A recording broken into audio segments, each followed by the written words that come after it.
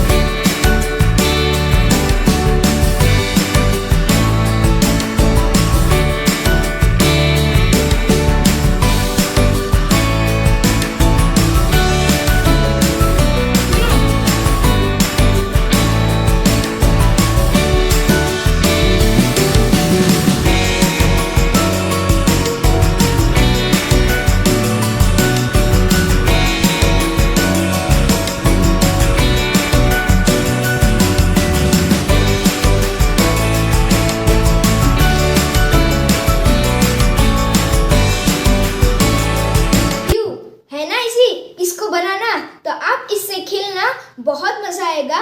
तो हम ऐसे वीडियोस बनाते रहते हैं, तो एक लाइक और सब्सक्राइब जरूर करना। मिलते हैं अगले वीडियो में। अभी के लिए बाय बाय।